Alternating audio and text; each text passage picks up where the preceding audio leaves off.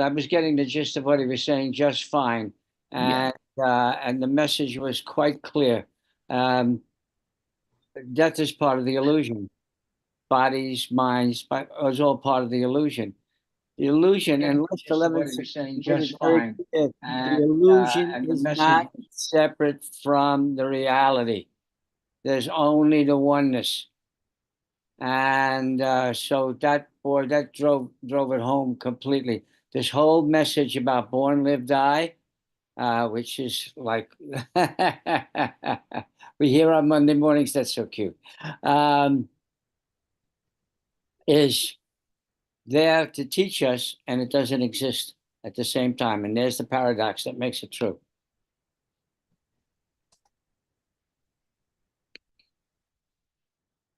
Exactly. Yeah, you're born, you live, you die. That's what Rev Wayne says.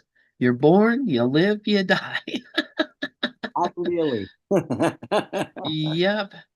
And I of mean, course, Rev Wayne has the condition of Parkinson's, which is, that's a very difficult condition for a young man like that to be facing and living with. And, he's faced the whole idea. I mean, he's, had brain surgeries and all kinds of things trying to,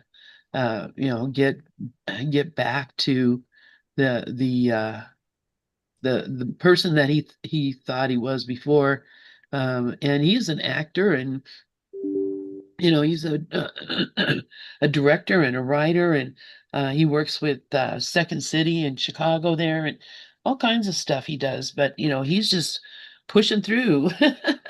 knows how to emphasize immortality, boy. Wow.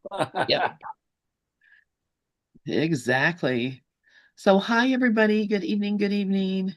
And if you just came in, you probably maybe missed seeing this what Dove posted. And we're going to be, I think our reading is going right into that. Without the idea of death, there is no world, from the teacher's manual, section 27. And it's true that the idea of death is what is the basis of this world. If you didn't have an idea of death, you wouldn't be in this world. And that I think Jeannie Zandy wrote a book, I think it's called Without the Idea of Death, Without the Thought of Death, Who Would You Be? And it's a great question. Without the thought of death, who would I be? And death is not just death of the body. Death is every form of it's upset, it's sadness, it's loss, it's fear. All those things are death, because they're not life. It's the opposite. So I love it. Yeah. So Time, Len, time. Go ahead. I was going to say, why don't we read that paragraph that Dove brought up instead of just that one sentence? Why don't we read the whole paragraph? sure, we can do that. Yeah, that's Yeah, that's. Do you want to yeah, read it, Dove? yeah. I'm gonna go get it. I would rather Lynn put it up on the screen. Okay. I also love what Ramana Maharshi said. He says, your biggest problem is that you thought you were born. Yeah. You And think you're Karen, here? if you would read it, I'd appreciate it. All right. Manual 27. This is death. What is death? What is death? What is it? I know we all think we know, don't we? Huh? It's when you go no more, right? Nope, you're gonna keep going. All right, let's see. All right, is it up? And I'm not sure where that sentence is, but Well, that's in paragraph 6, but why don't we start at the top? okay, yeah, that's fine by me. And in fact, that ties in because what we were going to be reading was, let me see, get back here. I think this last paragraph in Separation versus Union in the Song of Prayer, um, um, where it says, God's voice alone can tell you how to heal. Listen, and you will never fail to bring his kindly remedy to those he sends to you, to let him heal them, and to bless all those who serve him within healing's name. The body's healing will occur because its cause has gone. And now, without a cause, it cannot come again in a different form, nor will death anymore be feared because it has been understood. There is no fear in one who has been truly healed, for love has entered now where idols used to stand, and fear has given way at last to God.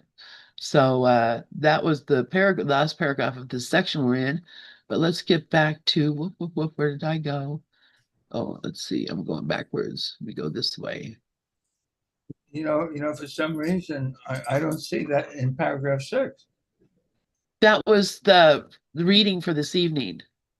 No, okay. Yeah, remember we're reading the Song of Prayer. That was the last paragraph in that section of It says all dreams will end with this one, which is there is no death. This is salvation's final goal. But I still don't see the sentence that they talk about. that you just read. I'm looking at Without the fear of death. Death, there is no world. It says manual 27, Right. paragraph 6. I'm looking at paragraph 6 and I don't see it. Let's see where it says there is no world. It's in sentence 3. It's in sentence 3.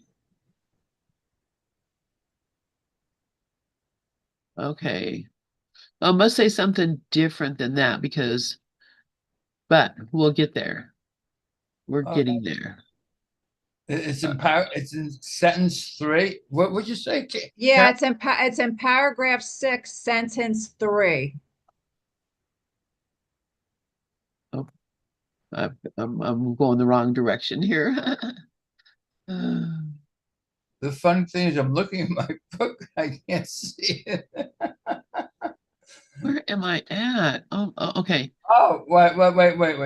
It's here it is. You're right. I'm sorry. Without the idea of death, there is no world. And that actually is sentence 2. Oh, no, sentence 3. Sentence 2 is just 2 words. Of course. Of course. It's a 2-word sentence. I'm Of sorry. course. All right. Why, I was just having a hard time getting around here. Do you want to start from the beginning of the section, Dove, or?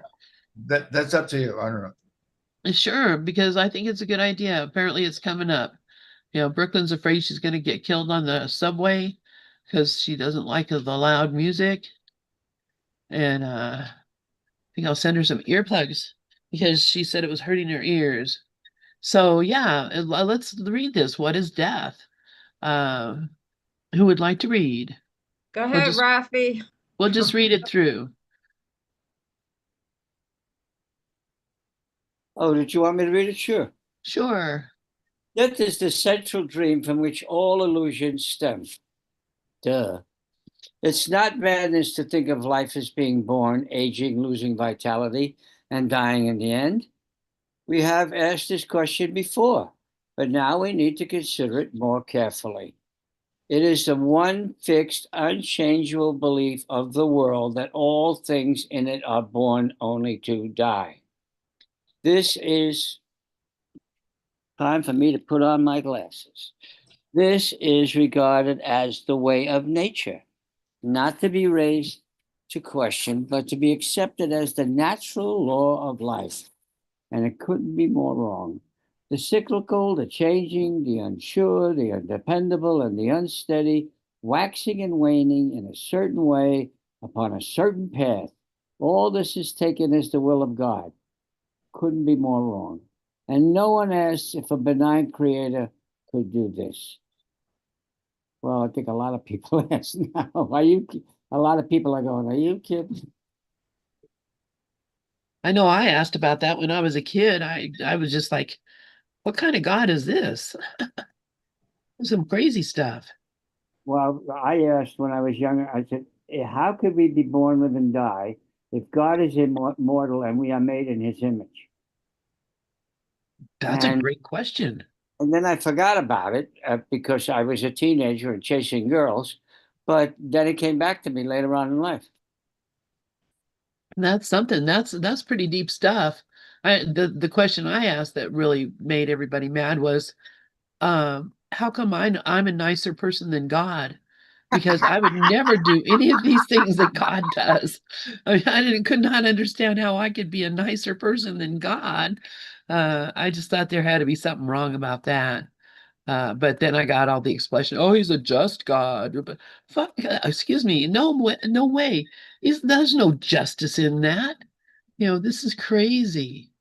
This is crazy. So, Scientifically, that's usually referred to as ego bullshit. But yeah. I didn't mean to bring all the scientific words into, but that's what it is.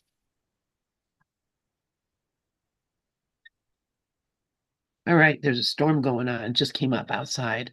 So thought I heard cats fighting. So if I disappear from here, I'm going to go break up a cat fight, which is a dangerous thing sometimes. These cats are very, you know. There's Regis. I see. Oh, it's raining at Regis' house too. Nice rainbow. All right. Anybody have any other thoughts about this? He pretty much says it all right here, right?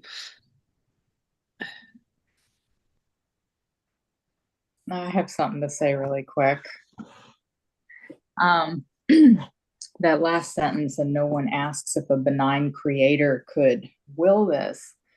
A while ago, when I guess I was listening to some of the New Age teachings, and they would talk about how all of this was God wanting to know himself or something like that. I don't know if anybody had ever heard of that. And I remembered at the time, I thought, that's crazy.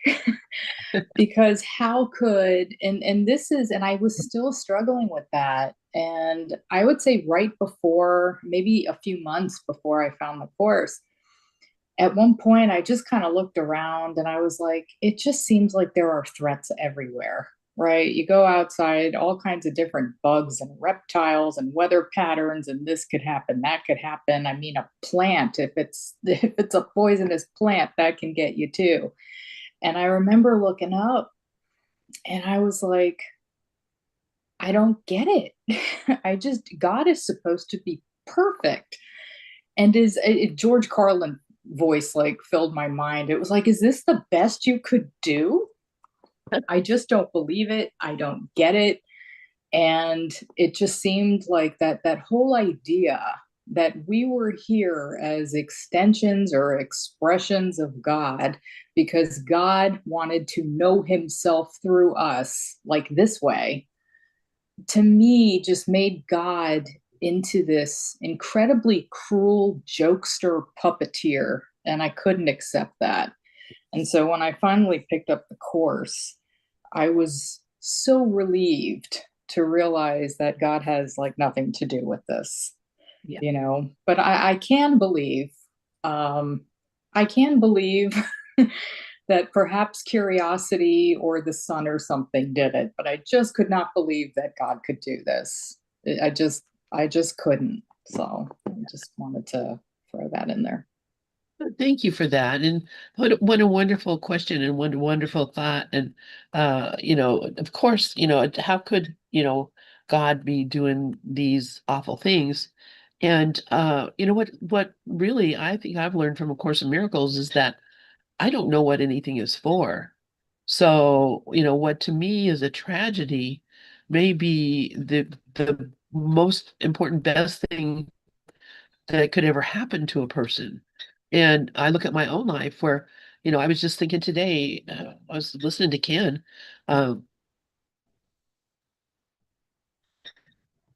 and just thinking today of things that happened when I was a child that would have, things happened to people and they became insane because of it. And recognizing that, who would I be if those things hadn't happened to me? What would I know? How how could I know things about myself? And it became really clear to me that everything that's happened to me in my whole life has brought me to this place. This is the culmination. When I'm right here, this is the culmination of my life. And it's the culmination of all the experiences that I've had. Whether, we consider them good, bad, it doesn't. This is it. This is the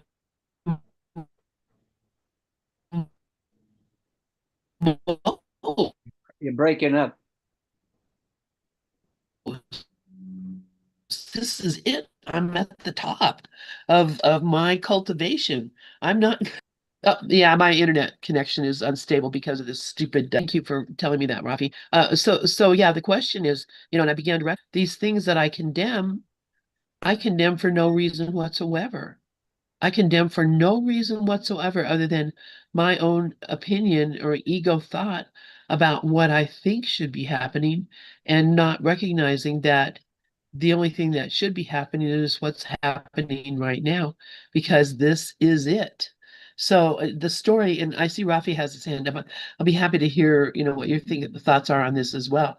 But the story that, God made this world to have these experiences, that may not be true. That the story that God made this world so that God could experience, but God made me so that he could experience. I am the experience and the expression of God in this world. And so are you, and so is everyone. This is what we are. We are the culmination of evolution at this very moment. We are we are what was meant to be from the beginning of this dream. And we're here to see that, and not to fight it, not to run away from it, not to be afraid of it, not to imagine that it can harm us, but actually see that it can't possibly harm us, and nothing could possibly have gone wrong, can go wrong, nothing. So anyway, those are my thoughts about that. So I have a different, I used to think that was ridiculous too, thinking, well, why would God make it so that he could have all these terrible experiences? Well, when I look at it, I recognize the terrible experiences are my thoughts about the experiences. It's not the thing at all. It's my thoughts about it that's the terrible experience. Anyway, go ahead, Rafi.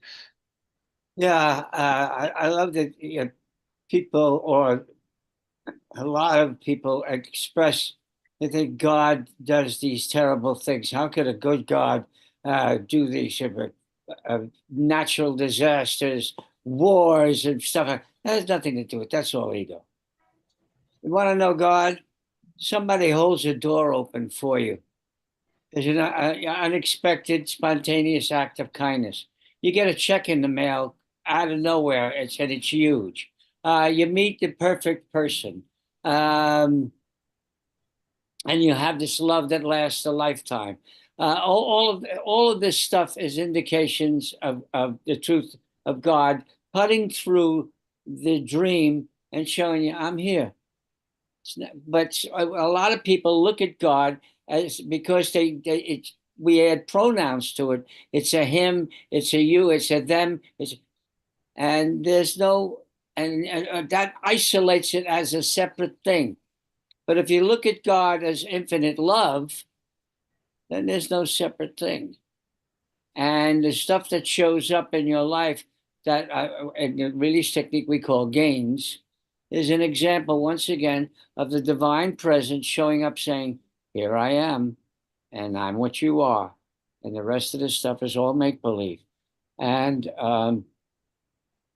I pretty much, I don't want to say anymore right now.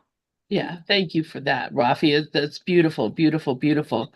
And yes, that's why, no matter what the situation may be, I like Mr. Rogers' mom told him, look for the helpers. When you look around and you see the tragedy, look at all the beautiful things that are happening. Look at all the kindnesses. Look at all the giving. Would I be able to give, if people were in need of receiving? It's all a balance. It's all a balance here.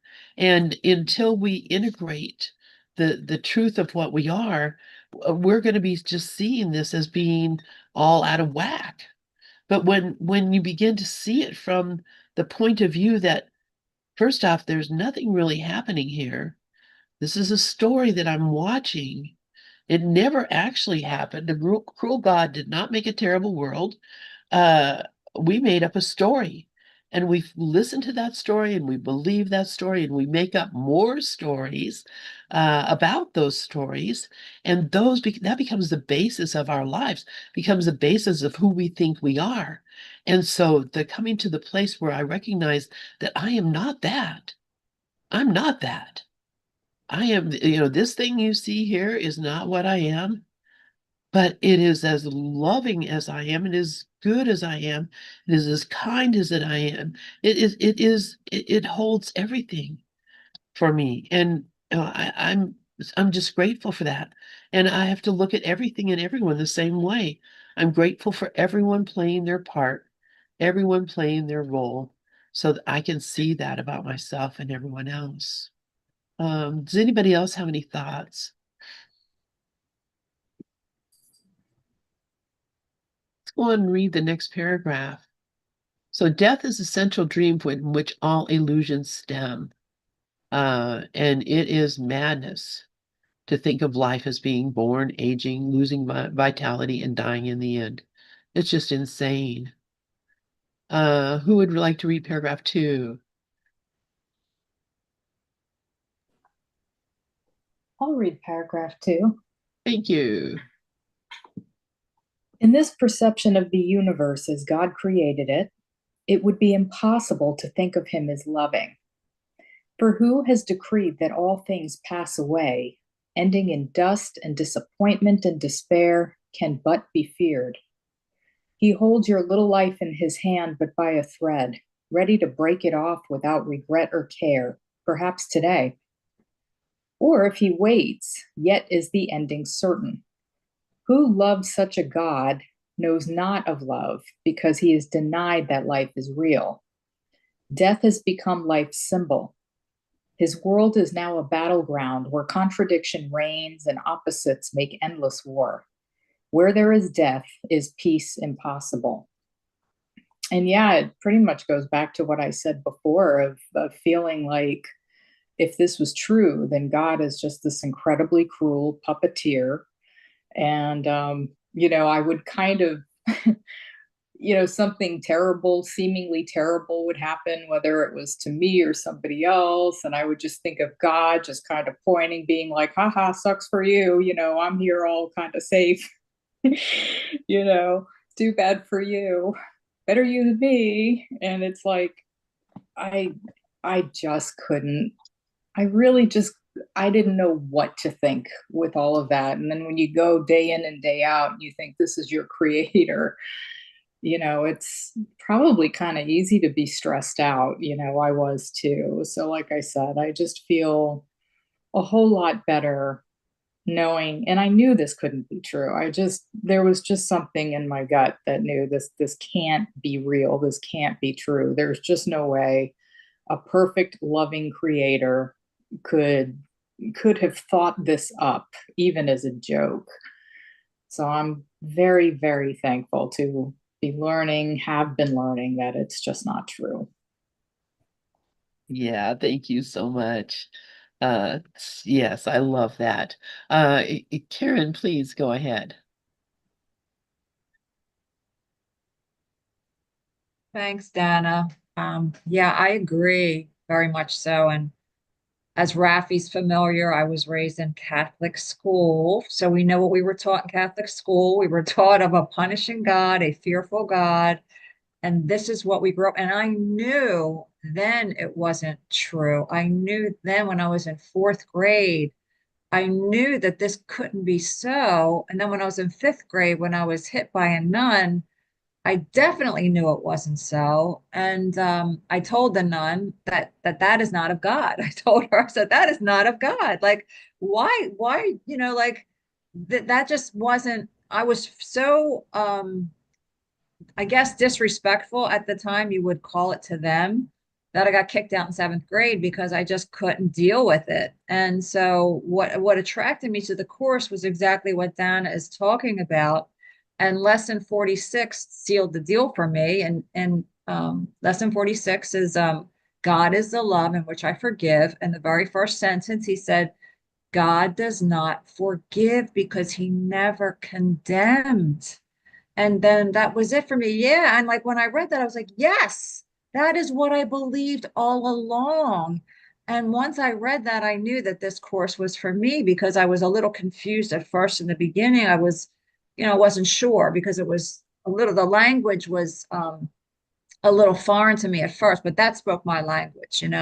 So I agree with Dana, and it's not a loving God, and that this is a perception that you know, it's just dualistic, and God is not dualistic. He sees one. This is what I believe, and it's only love, and it accepts everyone the same. So yeah, I just wanted to share that. Thanks. Thank you for that, Karen. Yeah, and this is the thing, it's our own choice about how we want to perceive it and what it is that we want to see. And this is something that the course emphasizes over and over. Whatever I'm getting because I called for it. And I might not think I'm calling for it when I'm watching Law and Order and, watching them, you catch that bad guy, you punish those people. Or I'm watching the news and saying, somebody should stop that guy. Bad things are happening. You know, that's my mind. That's looking out into what I think is a world and making up a story about it that it's going to kill me. Basically thinking it's going to kill me. And that's why, that I was talking about our friend who sent me a bunch of articles about people that got attacked on the subway for wanting to tell people to turn their music down. And I'm just recognizing I don't this isn't my world. That's not my world. My world, whatever their reason, whatever was going on, that was their path, their world.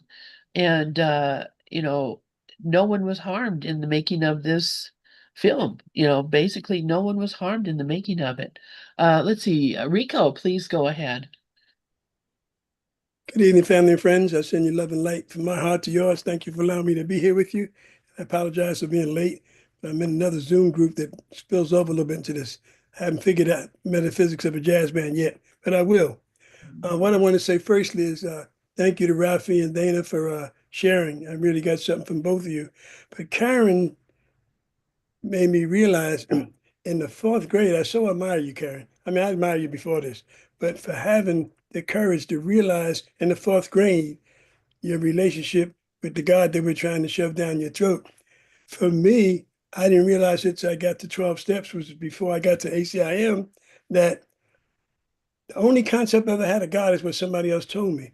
No one ever encouraged me or allowed me, or I didn't allow myself to have my own God experience. I didn't know that was possible. And I really found out it came alive for me after I met you guys at ACIM. But in the 12 step, I got a sneak preview. But having that your own God experience is a brand new thing. All the other times, my grandmother, my grandfather, my mother, my father, my sisters, my friends, everybody had a concept for me for God except me.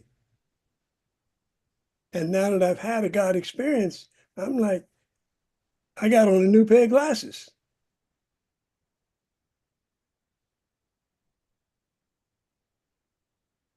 I love that, Rico. Absolutely. And it's that experience that we're going for here. We're not going for, let's sit around and complain about the world and see how bad things are. The experience that I'm going for is the experience of grace and holiness and the experience of seeing my brother in their own grace and holiness, not seeing them as being my enemy, but actually seeing them as being the Holy Son of God. And that's the only way I can see myself as the Holy Son of God, is by seeing my brother in that as well. I can't be the only one. So thank you, Rico. Did you want to say something else? I'll put your hand down unless you wanted to say something else, Rico. Okay. Thank you, Rico. Karen, please go ahead.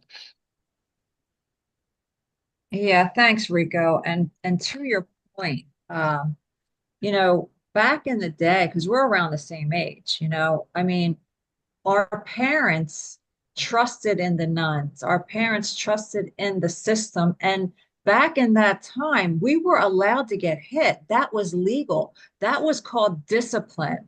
Okay. So there was nothing wrong with it. So everything was okay. And we were supposed to just, you know, shut up and listen, you know, and like do as I say, not as I do. So what you experienced was normal. You know, I don't know. I just, there was something inside of me that just knew it wasn't right. And plus I was a very, very, very rebellious. And I wanted to get out of there because I wanted to go to public school. That was my motive, you know. But the thing is that our parents actually thought it was okay to get hit by nuns and that the nuns were right. And they didn't stick up for their kids back then like they do today, you know. So it's different today. Today, there's more people who are, if you want to call it awakened, if you just want to call it, I don't know what you want to call it, whatever you want. It's just that we don't believe in that system anymore. It's more of, and you know, we do remember, I'm sure, Rico, you have a memory of a nun that was actually loving. There was one nun that was very, very loving. She was very, very young. I don't think she knew what she was getting into, but she was so loving and kind. And that's what I remember. That's who really I could learn from someone like that. The other ones, it was really hard to learn from someone who treated you totally like you were dirt, basically. So yeah. So I just wanted to thank Rico for that share. Thank you, Karen. Yeah, it's funny. You know, I'll tell you what, the nuns did not mess with us because the nun slapped my brother. My brother came home. He had fingerprints on his face, handprints on his face from where the nun slapped him. My mother took that boy, marched right up there to that school, and told them, "Do not ever touch my child or any of my children again." And she was, you know, it was okay for her to do it, which she would at any like crazy time. You didn't even expect it. But for somebody else to do it, no, no, no. So that God, my mother was like that God. Sometimes loving, sometimes not. You never knew which part you were going to get. Rafi, please go ahead. Yeah, as far as I have two things actually. As far as parents going along with the nuns, when they told me they were going to leave me back in the sixth grade, my mother said, "Okay." She didn't question it. She didn't, come a why and challenge them at all. Whatever the nuns said was okay. And the nuns used to hit us a lot. They used to use rulers and they used to use pointers and whack us with them. And of course, that would be child abuse today. But as I got older, and when I got much older, what I started to look back and realized how tortured those women were. Because I'm sure the times that they hit us were when they were menstruating. Here's women who were sexually frustrated and menstruating at the same time. And you didn't want to get around a cranky nun, especially if she was armed. Well, I started to feel so much compassion for them. And I can imagine living that way. Can you imagine having to go through that way? So there was the lesson that I was able to find, loving compassion and understanding from, of course, 50, 60 years later. But the other thing I wanted to talk about was about dying, was how perfectly orchestrated this dream is for our benefit. Everybody here is serving each other. So when a person's job is done, when their contribution is done, that's when they leave their body. That's when my son left. That's when my wife left. They had made their contribution. Their job was finished in this dream. Okay, get what you. So when he left, there was tremendous amount of grief, of course. And when my wife left, there was tremendous amount of grief, of course. Then I started to look at it from how are we serving? They served. They did it. They were here for as long as they needed to be here in this dream to serve the intention of freedom, self-realization. And when it was time for them to leave the body and leave this aspect of the dream. Was it perfect? Absolutely. Does the ego mind see it that way? Absolutely not. It's look what's happened to me, and it's coming from that victim mindset. It's got nothing to do with the reality. The reality is the perfection. Thank you. Thank you, thank you, thank you, Rafi. Yeah. And that's what it is, really. The reality is the love. That's the only thing that's real about any of it. So, drop everything else. Everything else you think is going on, just look for the love because that's it. And yeah, and I don't know what the reasons those ladies were that way. I mean, they were trained to be that way. For one thing, trained through life to make sure that they had order in their classrooms, because the worst thing that can happen is kids get out of control. I remember one time, I see Rico has his hand up. I'll tell you in a second. One time, the sister left the room, and for a time I went to a school that was like 90 some percent African American, and we were happy kids. We loved to play. And so the sister left the room, and this kid, George, got up and started singing a James Brown song. And we all got up and we all started dancing. To this James Brown song, getting down, getting down. And apparently they were listening from the office through the like they had like a loudspeaker system or something. They were in there listening, and man, that sister came in there. She didn't scold us. She was just like, what the heck are you kids up to? But we were just having so much fun. And they were able to have fun too. And when we had events, they got involved. They were they were just a bunch of kids themselves. Some of those nuns were very young, and they were just a bunch of kids themselves. So but I'll never forget that, because that was, I mean, sisters out of the room, and we're just like getting down. It was so much fun. Anyway, Rico, please go ahead. Yeah, I was going to tell you this quick story about a loving world. And when I stopped losing interest in God, I was studying to be an altar boy. And at that time, they didn't do that much testing. And I didn't know I was dyslexic. So, each week we do what we got to do. But at the time, the masters were like 98% Latin. I didn't have a problem with Spanish, but I had a problem with Latin. So I couldn't learn it fast enough. And these two kind, loving priests, I'll never forget them, they had a method that they were going to help me learn Latin faster. And one of them would hold me, and one of them would beat my knuckles until they were black, blue, and bleeding. And I remember all the other altar boys was crying. And I was kind of defiant. And I said, you'll never make me cry. And I never, ever cried until the last time they beat my knuckles and something inside of me snapped. And I pushed them away. I ran outside the room and I looked up at that cross and I said, God, if this is what you're about, I don't want no more. I don't want no more. Until I came into the 12-step program, I never donned the steps of a church again. Rico, sound familiar? Dalem file rificat, tuta meum. Oh my gosh, I remember all that. I studied to be an altar boy too, and I was dyslexic. I still am, but they didn't know what dyslexia was back then. It hadn't been named. It hadn't. They just thought there was something wrong with you, or you just weren't smart enough. They Or you didn't weren't trying. condition, and so yeah, we took a lot of grief from that. Well, thank God we don't have that mess anymore. Thank God for Pope John the 23rd. Getting rid of them I Latin couldn't tell masses. my mother, Rafi, because my mother thought the priest walked on water. Yeah. So I couldn't tell her. Yeah, that's why a lot of priests got by with a lot of stuff, because the parents just could not, even parents who had experiences themselves with bad priests. still sent their kids to be altar boys and go to Catholic schools. So, but, but it's that belief of God that we think this is what God wants. This is we think this is how God wants us to live, and how sad this is that we would ever have that kind of idea that God would want us to. I mean, those are all, everything we're talking about are symbols of death.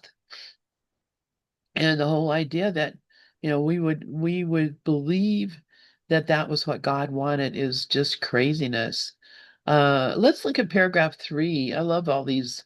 I mean, we're all there, and I know I've come to a lot. Oh my gosh, I cannot believe how much a peace I've come to throughout from studying this course, from the things that happened to me as a child. I'm just like, I look at that now and realize, it was all for me. And uh, I'm grateful for it now.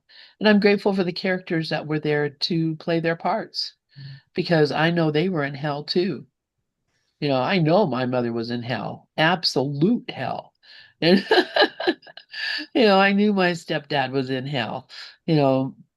So anyway, Rafi, please go ahead. The balance to all of the insanity that went on in school was that I lived in a house that was filled with love and understanding and camaraderie and nurturing, not only from my immediate family, from my extended family. Um, and that balance, I guess, is what kept me sane when I was a kid. Yeah, it's just remembering that love. And yeah, it's there. It's there for you. It's everywhere. So paragraph 3, who wants to read that? Go ahead, Karen. Yeah, before I read paragraph 3, I just want to say something that Rafi said I also experienced once I started practicing the course and true forgiveness. I forgave the nuns everything, and I recognized that they were in pain, that whatever they were going through, it wasn't really, they didn't know any better at the time, that's just the way things were. So I didn't take it so personally after that. And I didn't know how to deal with it back then because I saw it as an attack. So I was able to forgive all of it. And that's through this work, practicing forgiveness through A Course in Miracles. So I could totally relate to that, Rafi. And that goes with everything. You kind of transfer that training into every situation, and it makes it easier to forgive, anyone who you think is hurting you, where they're hurt. What's that saying? Hurt people hurt, right? So paragraph 3, death is the symbol of the fear of God. His love is blotted out in the idea which holds it from awareness like a shield held up to obscure the sun. The grimness of the symbol is enough to show it cannot coexist with God. It holds an image of the Son of God in which he is laid to rest in devastation's arms, where worms wait to greet him to last a little while by his destruction. Yet the worms as well are doomed to be destroyed as certainly. And so do all things live because of death, devouring its nature's law of life. God is insane, and fear alone is real. So this is death is a symbol of the fear of God, is reminding me of the last obstacle to peace, where it is that death is the last thing to overcome in the final obstacle. And so when that happens, then we forget, like, his love is blotted out in the idea. We forget this love of God, and we think that we are separate. We don't even know that we are, because we're believing in this body. we're believing in this world, we're believing all this is real. So we do believe in condemnation. So that is what the symbol of death is when we fear God, because we fear punishment. It's that sin, guilt, and fear thing. Um, and yeah. So then talking about this, with the worms and everything, that's, he talks about that. Ken Wapnick talks about that. I know a lot, how this world is filled with cannibalism. It's all about cannibalism and it's all about death because we have to eat. We eat animals. We have to kill animals to eat. The animals have to kill what they eat. And then it goes on and on and on. And then once we die and we're buried, the worms eat us. So like it's a never ending thing. I don't know. I just that just came to my mind. So the death is a symbol of the fear of God, just reminds me that yes, I'm going to fear God if I believe that death is real. Thanks. Yeah, thank you so much, Karen. And yeah, I love this talk about the worms and being a biologist, it really came to me a long time ago. That's the way this world operates. You cannot not kill. It's impossible to live in this world and not kill. Even when we, breathe in germs or whatever it is, it's impossible. It's impossible to do it. So that's nature's law of life.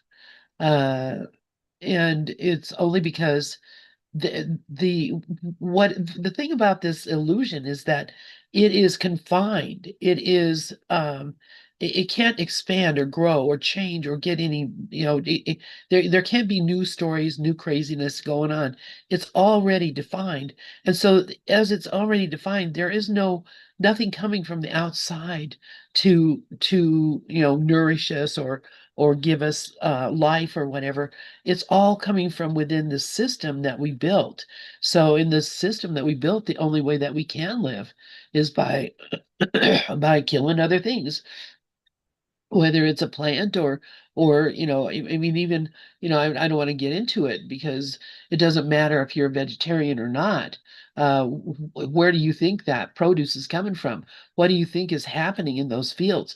What do you think is happening in those factories where they're making that artificial meat substitute that we love so much? We're all having burgers now because we can get them. They seem like real meat. Even people who eat real meat can't tell the difference. It's pretty amazing to me. But that didn't just come because, oh, we're going to take a bunch of pea flour and vegetables and make a thing. Where did those come from? Those lived in the earth. Those were living beings that grew and how did they grow? Well, they grew from taking from the soil. And how did that soil get there? From worms. Worms eating and pooping, eating and pooping. That's all worms do is go along and eat and poop.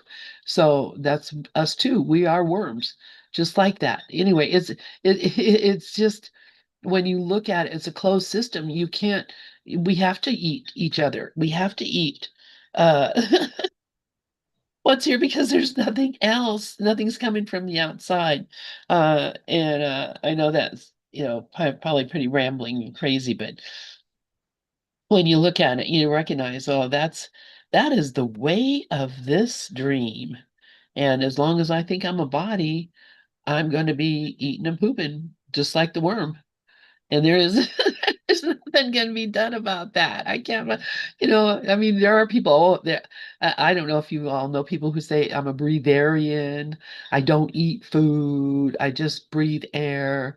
But they're, drinking a glass of orange juice or having a V8, but they're not eating. So, they're seeing themselves like getting their nourishment from the air. That's not how the body works. That's not how the world works. We don't substitute air for protein. We don't it just doesn't work that way. because we've set it up in a certain way. So, it's just dog eat dog, I guess. And I don't know about dogs eating dogs, but I've heard that saying many times. Anybody else have any thoughts about this? Yeah, just recognize we're just worm food. We are. Go one, ahead. one thing I wanted to share quickly with my sister Karen, that it took me years, but eventually I had to forgive those two priests because they really thought they were helping me. It was my reaction to it that blew it up, but they really thought they were going to help me learn Latin faster. And it took a while. I had big resentments for a long time. I was very defiant in my life for years, but they really thought they were helping. And to be able to let that go and drop that resentment and make amends to them, which they didn't even know that happened, it has some freedom to it. Yeah. But it took a lot. It does. Yeah, thank you, Rico. Thank you for that. It does take a lot. And I think about the Inquisition. I was thinking about that today, because a lot of times, a lot of people, a lot of American people do not understand that the Inquisition wasn't them going around looking for witches, which they did go out and look for witches, and a lot of women were killed because they were thought they were witches. The main thing the Inquisition was doing was trying to get Jews to convert to Christianity. The same thing as the Crusades, the same thing. It's all about this desire to make people shift or change their belief. And so, they did horrendous things to people during the Inquisition. Why would they do that? Because their logic was, you will burn in hell forever if you do not become a Christian. So you may be Jew all your life, but if you don't become a Christian before you die, you're going to burn in hell forever. And so they thought they were doing a kindness to people by torturing them and forcing them to confess and to convert. They thought they were doing a kindness to people for getting them to do that, to keep them from going to hell.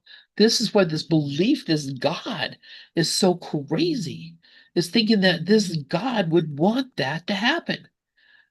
And those nuns thought they were doing you a kindness. Those priests thought they were doing you a kindness. They were helping you so your eternal soul would be saved.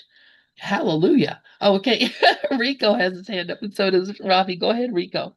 Yeah, when you said that, people used to tell me that you're going to go to hell. They used to scare me. Today, because of you guys, now I'd say, whose hell is that? I'm living in heaven every day. I don't know what hell you're talking about. Absolutely. Yeah, hell is not knowing God, not knowing your divine self.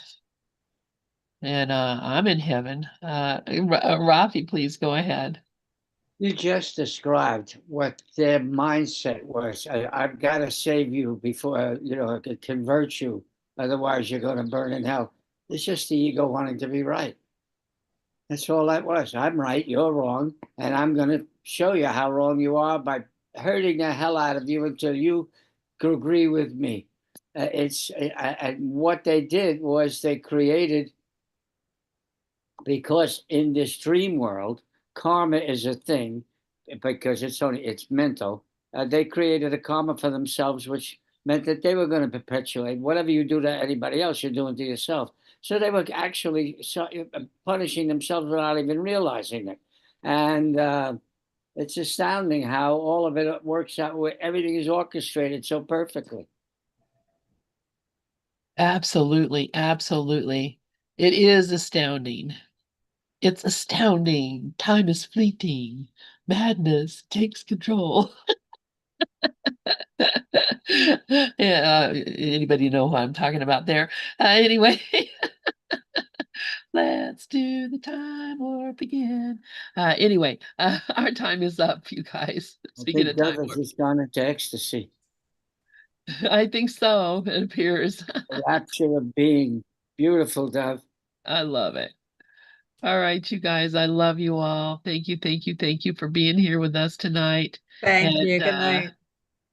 fun. I really appreciate, because we're almost to the end of the Song of Prayer. There's only one section left of the Song of Prayer. So we're going to do something else after that. And I don't know what that is, but maybe y'all have some ideas. So let me know. Anyway, I'm going Thank to. you guys for the extra dimensions of freedom you gave me today by your sharing.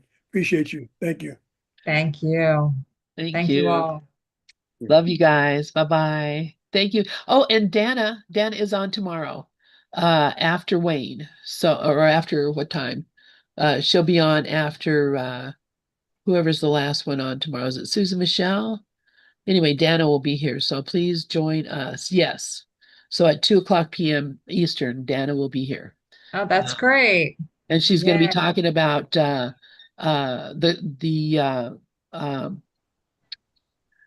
I'm thinking of the script, the code. Yeah, the script, the code.